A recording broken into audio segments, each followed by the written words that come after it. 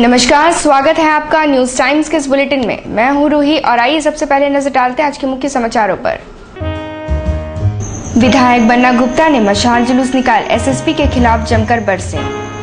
Jharkhand police association की बैठक में बन्ना गुप्ता रहे निशाने पर। कमल किशोर ने विधायक को चुनाव में परिणाम भुगतने की दी धमकी। और टाटा स्टील के सहयोग से 2 और पर्वतारोही माउंट एवरेस्ट फतह करने की तैयारी में। अब खबरें विस्तार से। जमशेदपुर पश्चिमी क्षेत्र के कांग्रेस विधायक बन्ना गुप्ता ने एसएसपी अखिलेश झा के खिलाफ मोर्चा खोलते हुए आज शाम Kadma new farm area Durga Puja मैदान में आयोजित सभा में उनके खिलाफ जमकर बरसे।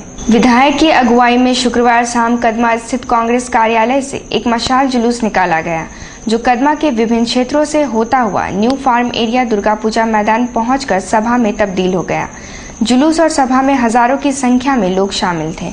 विधायक बन्ना गुप्ता ने सभा को संबोधित करते हुए कहा कि जो एसएसपी अपने वफादार सिपाही का नहीं हो सकता, उनसे आम जनता क्या उम्मीद कर सकती है। जबकि उन्होंने पुलिसकर्मियों की समस्याओं को विधानसभा में उठाकर उसे काफी हद तक दूर कराने का प्रयास किया। विधायक ने 25 मार्च से एसएसपी के खिलाफ शुरू हो रहे चरणबद्ध आंदोलन में भारी से भारी संख्या में लोगों से भाग लेने की अपील की है। कि पुलिस के लोग हमारे खिलाफ में पीसीआर में एसपी के समर्थन में मीटिंग किए, लेकिन जहां पुलिस का सिपाही और हवलदार को बुलाया एसपी ने, तो सिपाही हवलदार जाने से इनकार कर दिया। हम कहना चाहते हैं कि एसपी साहब, आप तो पुलिस के भी वफादार नहीं है। एक सिपाही बेचारा फिरोज खान, एक्सीडेंट हो गया था उसका, और उस फिरोज खान का जो है आपने पैसा नहीं दिया, और मैंने आपको 3 बार 4 बार एसपी साहब कहा कि ये गरीब सिपाही है, इसका पैर कट जाएगा। एसपी साहब पैसा दे दीजिए, और पैसा आपके पॉकेट से नहीं, सरकार के फंड से पैसा आया था, और आपने वो पैसा नहीं दिया, और आज वो गरीब सिपाही, उसका एक पैर काट दिया गया। तो आप तो पुलिस के भी वफादार नहीं है, आप तो पुलिस के भी पक्ष के आदमी नहीं है। हमने विधानसभा में पुलिस के पक्ष में हमने जो है उसका वर्दी अलाउंस का वहां पर लड़कर वर्दी अलाउंस दिलवाया, और सारे जिले के पुलिस के लोग वर्दी अलाउंस ले रहे हैं। लेकिन हमारा जिला का एसएसपी हमारे सिपाही और हवलदारों को कहता है कि आप जो है वर्दी अलाउंस तभी देंगे जब आप जो है लेकर आइए उसका पुर्जा कि आपने कपड़ा खरीदा है कि नहीं खरीदा। अरे भैया, कोई बाबूजी का जागीर थोड़ी है आपका, ये कानून है। कानून को कानून की तरह रहने दीजिए। कानून को अपना घर का, रसोई का चावल दाल मत बनाइए, और यदि चावल दाल आप बनाने का हिम्मत करेंगे तो आपकी ही का हिमाकत का मुंह तोड़ जवाब दिया जाएगा।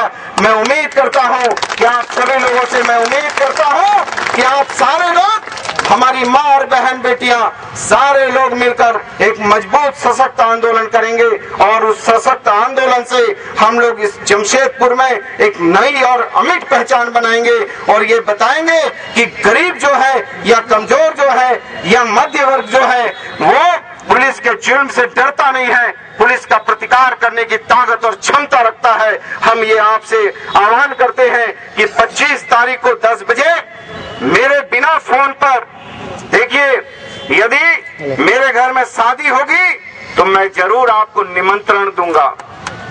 शादी होगी तो निमंत्रण जरूर दूंगा, लेकिन मैदान जंग पर आऊंगा तो निमंत्रण नहीं दिया जाता है। मैदान जंग में जो अपना आदमी होता है वो अपने तरीके से कूद पड़ता है। इसलिए मैं आपसे आग्रह करूंगा कि 25 तारीख को 10 बजे ज्यादा से ज्यादा संख्या में हम लोग पहला दिन धरना पे बैठेंगे, शांति पूर्वक धरना देंगे, और उसके बाद फिर हो सका तो उपवास भी रखेंगे, और उसके बाद आत्मसमर्पण करके जेल जाएंगे, जहां अमरण अनशन हमारा चालू हो जाएगा। एक अन्ना हजारे अमरण अनशन किया तो पूरा हिंदुस्तान डगमगा गया, और एक बन्ना गुप्ता ने मानगोबल चक्कर में बैठने का काम किया तो पूरे लोग हिलने लग गए थे, नेता लोग भाषण नया नया देने लगे थे। इसलिए हम कहना चाहते हैं कि आज आप सभी लोगों से हम प्रार्थना करेंगे कि 25 तारीख का 10 बजे आप सभी लोग यहाँ जुटेंगे। जमशेदपुर पश्चिमी क्षेत्र के कांग्रेस विधायक बन्ना गुप्ता द्वारा डॉक्टर प्रभात कुमार हत्याकांड की जांच की मांग सहित एसएसपी के काले कारनामों को उजागर किए जाने से झारखंड पुलिस एसोसिएशन और झारखंड पुलिस मेंस एसोसिएशन बौखला गया है। झारखंड पुलिस एसोसिएशन और पुलिस मेंस एसोसिएशन का आज पीसीआर में आयोजित बैठक में विधायक बन्ना गुप्ता पुलिस पदाधिकारियों के निशाने पर रहे। पुलिस एसोसिएशन के महासचिव कमल किशोर ने कहा कि यदि जिले के वरीय पुलिस अधीक्षक अखिलेश झा का यहां से तबादला हुआ तो पुलिस के दोनों संगठन ईंट से ईंट बजा देंगे और इसका खामियाजा बन्ना गुप्ता को चुनाव में भुगतना होगा। कि इस शहर में हमारे बहुत सम्मानित साथी और जो हमसे मतलब जो भी लोग वरीय साथी हैं, हमारे अभिभावक तुल्य हैं, वो राजनीति में है और कभी भी पुलिस को उनसे जो है कि कभी समस्या नहीं हुई और राजनीतिज्ञों को पुलिस से कभी समस्या नहीं हुई। और आज की बैठक में शामिल होने के बाद यह बड़ा आश्चर्य और एक दुखद पहलू ये सामने आया कि जमशेदपुर शहर के एक माननीय विधायक जो हमारे और आपके छोटे भाई के समान है और जिस प्रकार से अनपार्लियामेंट्री शब्दों का प्रयोग कर रहे हैं हमारे सदस्यों के साथ, यह निंदनीय ही नहीं है, यह भर्त्सनीय भी है। और पुलिस एसोसिएशन और पुलिस मेंस एसोसिएशन का जो केंद्रीय कार्यालय है, जो हम लोगों का महासंघ है, हम इसकी घोर निंदा करते हैं। और साथ ही साथ हम आपके माध्यम से हम माननीय विधायक जी को यह बताना चाहते हैं कि कृपया आप अपने असंसदीय क्रियाकलापों से, आप अपने असंसदीय भाषा से बाज आए, वरना पूरे राज्य के पुलिसकर्मी और कनीय पुलिस पदाधिकारी व्यक्तिगत रूप से आपका विरोध करेंगे और विरोध की चरम सीमा तक भी जाने को हम तैयार रहेंगे। और आज के इस मसौदे का, आज के इस मुद्दे का हम माननीय राज्यपाल महोदय के संज्ञान में हम ले आएंगे और हमारे जो कांग्रेस पार्टी के जो भी सम्मानित वरीय नेतागण हैं, हम उनके भी संज्ञान में इस बात को हम ले आएंगे। और साथ ही साथ हम आपके माध्यम से यह भी बताना चाहते हैं कि माननीय विधायक बन्ना गुप्ता जी कृपया यह नहीं भूलें कि पुलिस कर्मियों और कनीय पुलिस पदाधिकारियों के परिवार के, उनके नाते रिश्तेदार, उनके शुभचिंतक काफी संख्या में उनके कंस्टिट्यूएंसी में वोटर है और उन्हें भी वोट देना है। और जितने मतदान केंद्र है पश्चिमी विधानसभा क्षेत्र में, उन मतदान केंद्रों पर सुरक्षा हम ही कनीय पुलिस पदाधिकारी और पुलिस कर्मियों की रहती है। तो कृपया इसको भी ध्यान में रखकर और जो हरकत कर रहे हैं उस हरकत से बाज आए, ये पुलिस एसोसिएशन का सुझाव उनके लिए होगा। माननीय विधायक जी न्यायालय में सरेंडर किए और उसके बाद वो जो है जेल चले गए, तो इसमें पुलिस का कहीं से कोई रोल नहीं है। और जहां तक धारा 295 का सवाल है, तो भारतीय दंड विधान में धारा 295 जिस रूप में परिभाषित है, तो निश्चित रूप में जो कांड दर्ज हुआ होगा पहले, वो उस प्रकार का कृत्य उनका होगा जिस कारण भारतीय दंड विधान का 295 धारा वहां पर लगाया गया। जहां तक उनके अभी जेल जाने का प्रश्न है, इसमें पुलिस का कोई रोल ही नहीं है। ये माननीय न्यायालय के द्वारा वारंट निर्गत था और माननीय न्यायालय के वारंट के अनुपालन में वो खुद सरेंडर किए और माननीय न्यायालय ने उन्हें कस्टडी में ले लिया। अब इस बीच में पुलिस कहीं आती नहीं है, तो यह आरोप लगाना कि पुलिस ने जो है कि जेल भिजवा दिया, यह आरोप सत्य से परे है। इसमें पुलिस को कोई लेना देना नहीं है। और हमारे जो साथी हैं, जो कानून का, जो इस देश का जो कानून है, जो इस देश का संविधान है, उसके अंतर्गत कार्य करते हैं, यह देखकर जो है कि काम नहीं करते कि किस व्यक्ति के विरुद्ध यह अप्लाई हो रहा है, किस व्यक्ति के विरुद्ध अप्लाई नहीं हो रहा है। हम कानून के सेवक हैं, जनता के हम सेवक हैं। कानून हमें जो आदेश देगा उस आदेश का अनुपालन करना, ये हम लोगों का नैतिक दायित्व बनता है। उन्होंने राज्य के उग्रवाद प्रभावित क्षेत्रों का जिक्र करते हुए कहा कि वहां पदस्थापित पुलिस कर्मियों पर शासन को ध्यान देना चाहिए। उन्होंने जिले के खराब पड़े एंटी लैंडमाइन वाहनों पर चिंता जाहिर की। यह राज्य एक अति उग्रवाद प्रभावित राज्य है और इस राज्य में हमारे झारखंड पुलिस के कनीय पुलिस पदाधिकारियों और जवानों को उग्रवादियों से लोहा लेना पड़ता है। और इस दौरान मात्र 12 - 12.5 साल की इस अल्प अवधि में तकरीबन हम लोगों ने अपने 450 साथियों की शहादत दी है। और इसी के और आप लोगों के माध्यम से एक बार नहीं अनेकों बार सरकार और पुलिस प्राधिकार के संज्ञान में हम लोग इस बात को ले आए हैं कि हमारे जवान नक्सलियों से लोहा लेने के लिए तत्पर है, अपने सर्वस्व को वे जो है न्यौछावर करने के लिए तत्पर है, परंतु जो सुरक्षा के जो साजो सामान चाहिए वो हमें तत्काल मुहैया कराया जाए। जो सुरक्षा के साजो सामान जो खराब पड़े हुए हैं उनको या तो दुरुस्त किया जाए या उनको रिप्लेस किया जाए। और यह जो है कि विडंबना है कि हम लोग लगातार चिल्ला रहे हैं, परंतु सरकार और पुलिस प्राधिकार की तरफ से अभी तक इस बिंदु पर जितनी मात्रा में संज्ञान ली जानी चाहिए थी उतनी मात्रा में संज्ञान नहीं ली गई है। और हम इस मुद्दे को पुनः सरकार के पास और पुलिस प्राधिकार के पास ले जाएंगे और बहुत मजबूती के साथ उठाएंगे कि आप पूरे राज्य में आप यह एक सर्वे कराएं कि नक्सलियों से लोहा लेने के लिए जिन जिन साजो सामान की आवश्यकता है वे सभी साजो सामान पर्याप्त मात्रा में उपलब्ध है कि नहीं, और यदि उपलब्ध है तो वे दुरुस्त है कि नहीं। अगर ऐसा नहीं होता है तो पुलिस एसोसिएशन और झारखंड पुलिस मेंस एसोसिएशन दोनों हम लोग अगली कार्रवाई के लिए हम लोग अग्रसर होंगे। टाटा स्टील के सहयोग से 2 और पर्वतारोही माउंट एवरेस्ट फतह करने की तैयारी में हैं। सुषेण महतो और एक पैर से विकलांग अरुणिमा सिन्हा आगामी 31 मार्च को माउंट एवरेस्ट की चढ़ाई शुरू करेंगे। यह जानकारी टाटा स्टील के उपाध्यक्ष संजीव पॉल ने आज पत्रकारों को दी। उन्होंने कहा कि टाटा स्टील लगातार पर्वतारोहियों का हौसला अफजाई करते हुए उनका सहयोग कर रहा है। इन पर्वतारोहियों से शहर के युवाओं को प्रेरणा लेनी चाहिए। टाटा स्टील की तरफ से हम देश के सामने 2 नए ऐसे हीरो और हीरोइन आपके सामने पेश कर रहे हैं जो माउंट एवरेस्ट की चोटी को चुनौती देने जा रहे हैं। 31 मार्च से इनका क्लाइंब शुरू हुआ। सुषेण महतो जी झारखंड से और टाटा स्टील एडवेंचर फाउंडेशन से 1998 से जुड़े हुए हैं। इनकी कमिटमेंट, इनकी जो लगन है उसको देखकर बचेंद्री जी ने, जो हमारी टाटा स्टील एडवेंचर फाउंडेशन की हेड हैं, उन्होंने ये अंदाज़ा लगाया कि ये माउंट एवरेस्ट क्लाइंब कर सकते हैं और सुषेण जी को तरफ से ट्रेनिंग दिया जा रहा है। और हम उम्मीद करते हैं कि ये हमारे झारखंड के जो यहाँ के यूथ हैं ये इनको देखकर प्रेरणा हासिल करेंगे। अरुणिमा जी की स्टोरी आपने सुनी हुई है, अरुणिमा जी ने खुद बताई अभी। ये एक बहुत ही इंस्पायरिंग कहानी है। मुझे तो लगता है कि सिर्फ इस किस्म की सोच रखना, ये अटेम्प्ट लेना ही इतनी भारी बात है कि hats off to Arunima and the family. Her brother mister Om Prakash is also है कि इन्होंने ऐसा सोचा।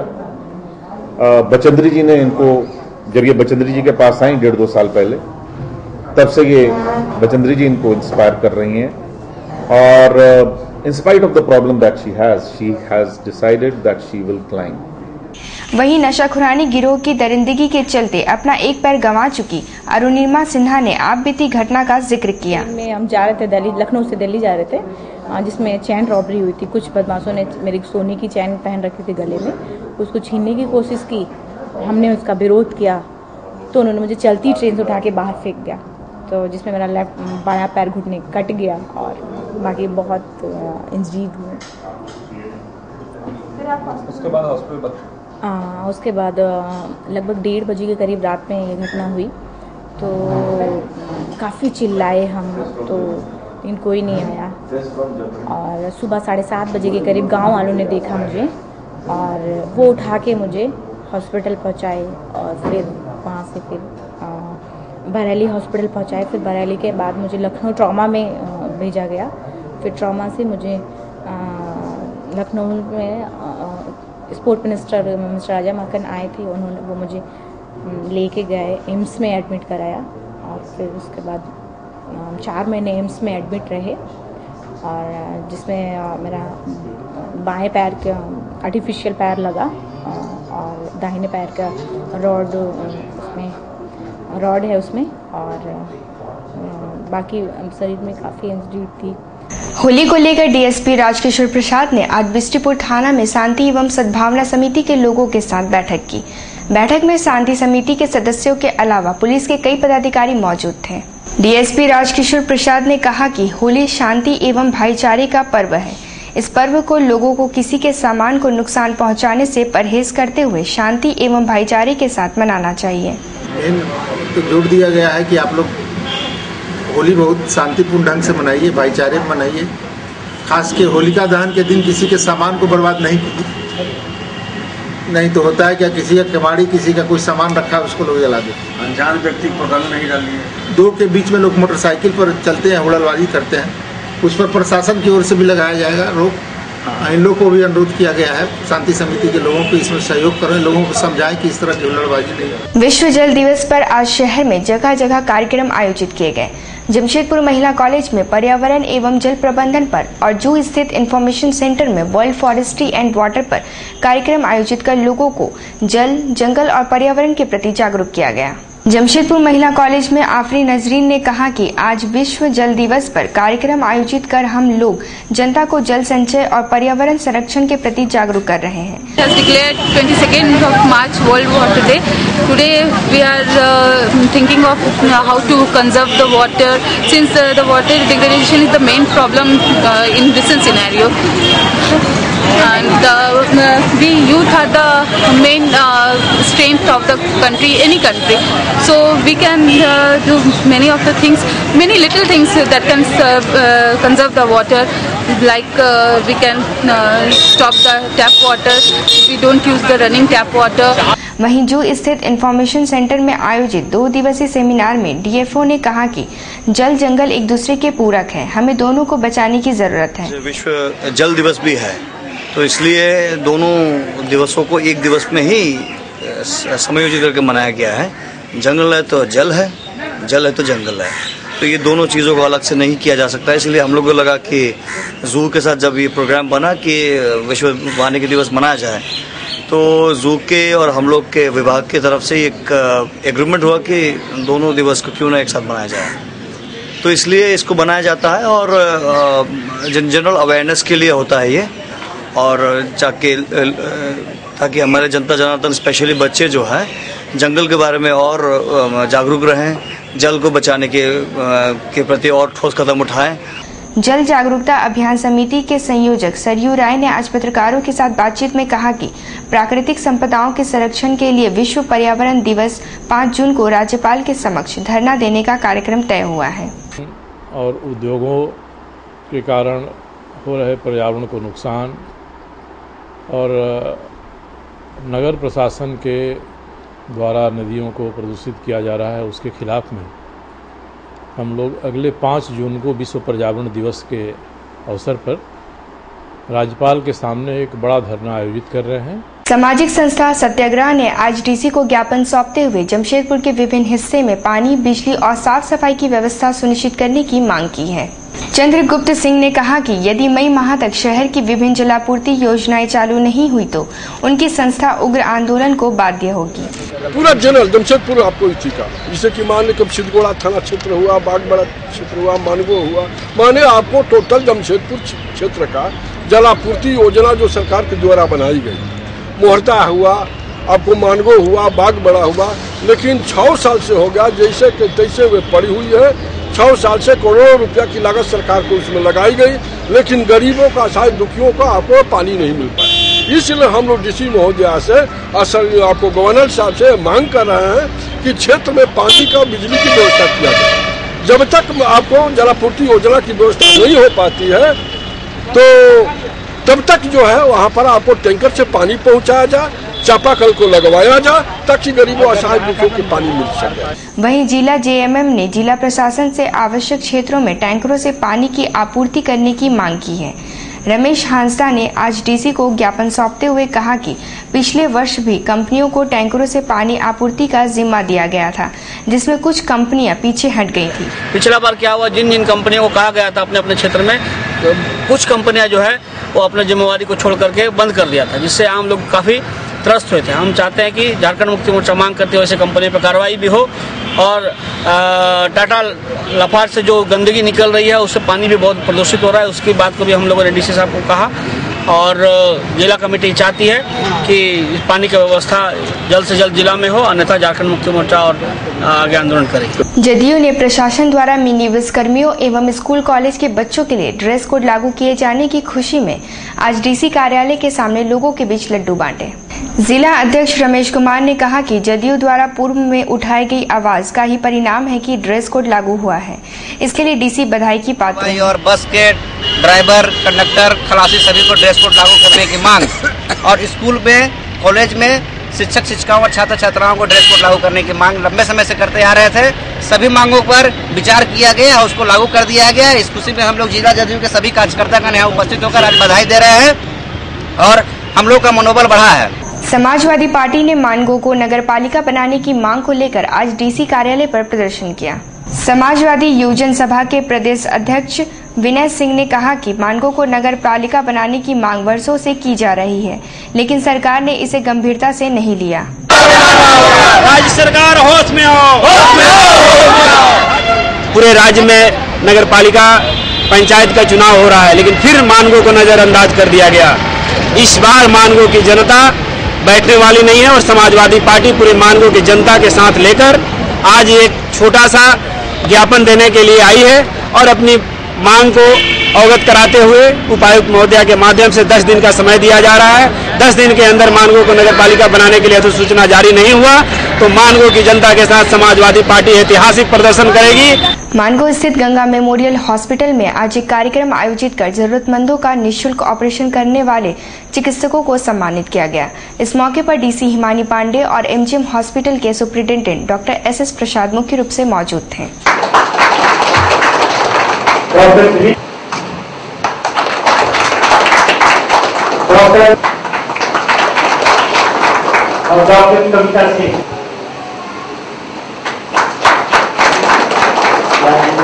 डीसी हिमानी पांडे ने गंगा मेमोरियल हॉस्पिटल के चिकित्सकों के कार्यों की सराहना करते हुए कहा कि इस तरह के कार्यों में चिकित्सकों को बढ़ चढ़कर हाथ बटाना चाहिए। Services that has to be provided by government और उसको सुदृढ़ करना हम सभी लोगों की जिम्मेदारी है, चाहे वो समय देकर के हो, चाहे अपनी एक्सपर्टीज देकर के हो। एंड आई एम श्योर क्योंकि यहाँ पर सब लोग उपस्थित हैं और सब इस विचार से सहमत हैं, तो हम लोग इस दिशा में ज्यादा बेहतर काम कर सकते हैं और बेहतर चिकित्सा सरकारी व्यवस्था उपस्थापित कर सकते हैं, ताकि जो उससे थोड़ा लेवल ज्यादा हो वो लोग ही फिर प्राइवेट व्यवस्था में आए। बागबेड़ा लाल बिल्डिंग करंडी सड़क के निर्माण कार्य के लिए आज सांसद डॉक्टर अजय कुमार का स्वागत किया गया। सांसद ने कहा कि यदि अर्जुन मुंडा सरकार ने ईमानदारी से काम किया होता तो आज एनएच की यह स्थिति नहीं होती। केंद्र और राज्य सरकार के झगड़े में NH-33 का मरम्मत कार्य लंबे समय तक लटका रहा।